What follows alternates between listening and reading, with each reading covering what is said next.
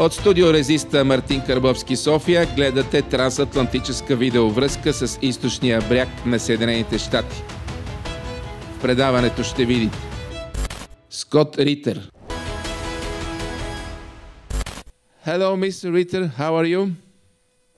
Doing fine, thank you. Yourself? I'm fine too. But you must know today is Bulgarian Army's Day. For the first time, at the parade in Bulgaria does not have military equipment. I would have thought that Bulgaria would have been marching on May 9th. Because that is Victory Day, the day of victory against Nazi Germany, which is the only victory Bulgaria should be celebrating. Other than that, I don't know any victories that Bulgaria has. I'm not being insulting to Bulgaria, but what the hell are you doing marching on May 6th? What do you celebrate? Moment. We celebrate the Day of Bravery. This is St. George Day in Bulgaria. What bravery? Yes, our army is connected with St. George. Good. But your army was also connected with Nazi Germany. You invaded Russia, and you should be absolving your sins. Yes, but after that, we are fighting against Nazi Germany. You must remember that. At the end, Soviet Russia suffered 27 million fighting in a war against Nazi Germany, which in the early stages included Bulgaria. Yeah. Bulgaria fought on the side of the Nazis. I haven't forgotten. The Russians haven't forgotten. And you better damn well not forget either who you fought with and what you did during the early phases of the 1940s. You're on the side of evil. So now, in the end, you flop over, you become the allies of the Russians to go against the defeated Germans. Fine, march on May 9th. Don't march on May 6th. That's an embarrassment. That's an embarrassment to you, to your history, to your army, to the Russians, to everyone. I'm angry at anybody in Bulgaria who thinks it's okay to march on May 6th. This is and not May 9th. I'm mad. I'm angry because we're coming up on May 9th and we have everybody forgetting what happened in World War II. We have everybody turning their backs on the Soviets, on the Russians who won that damn war. Right next door, you have a war in Ukraine, which because of NATO could spill over. And, you know, what are you going to do? And that's another question to Bulgarians. If there is a war, who are you going to fight with? You're going to fight with NATO? Or are you going to remember who you are, remember your roots, and maybe decide that it's time to do the right thing and fight with your Russian brothers against the remnants of Nazi ideology that still resides in Bonn, in Berlin and in Brussels. Again, Bulgaria has to be careful because at one time you did fight next side by side with the Nazis. And you've got to be careful not to fall back on those tendencies.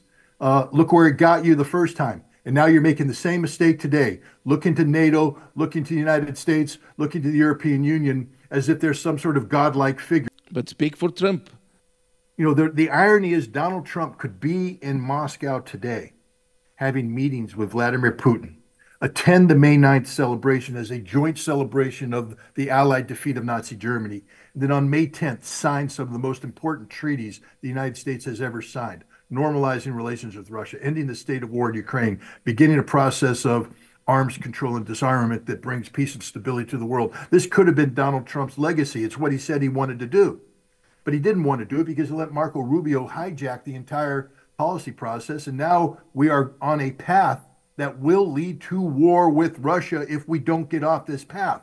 This is a very dangerous path we're on because it's a path that uses the Ukraine conflict as continued leverage to bring down Russia, which has been the goal of the United States for decades. Donald Trump said, maybe I want to do something different. But when did you hear Donald Trump say, I reject the former policies?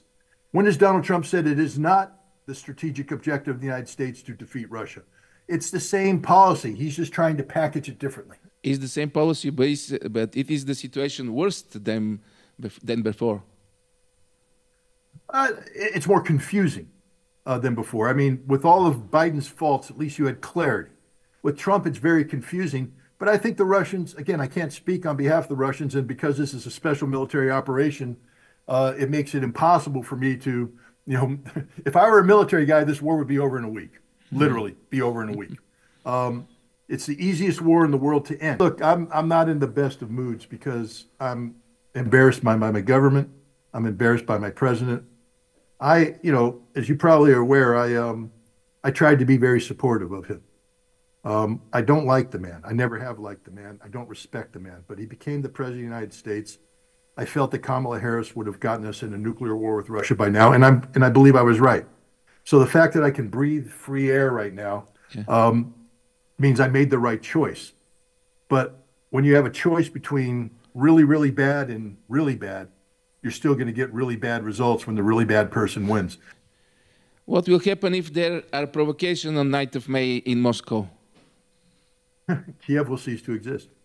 Today, the planes around Moscow, they don't fly. Today, they have problems. The Russians, they have problems with the drones. Right, but today is May 6th. When did the Russian ceasefire go? I think it was May 8th through May 10th. When did Xi Jinping land in Moscow? May 8th? I think so. Yeah, those are the dates. So Ukraine right now is playing stupid games, and they're out there doing stupid things. Russia remembers. But on May 8th, Ukraine can do nothing because they'll be going to war against China, by the way. They'll be going to war against India.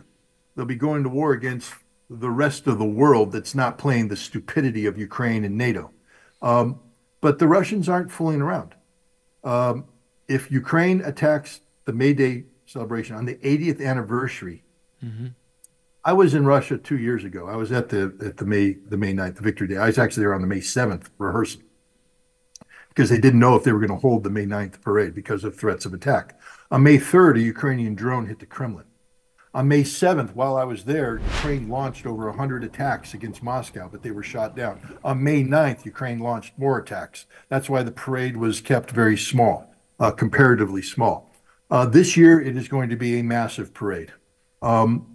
And if Ukraine attacks, it won't just be attacking Russia. It'll be attacking China, Xi Jinping. It'll be attacking the entire part of the world that is opposed to what Ukraine's doing. And Russia will wipe, on May 10th, Ukraine will cease to exist.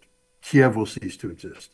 And anybody who supports this, and this is a warning to NATO, if you're providing the intelligence that facilitates a Ukrainian attack against Moscow on May 9th, then you will pay the price. Russia's not playing games anymore.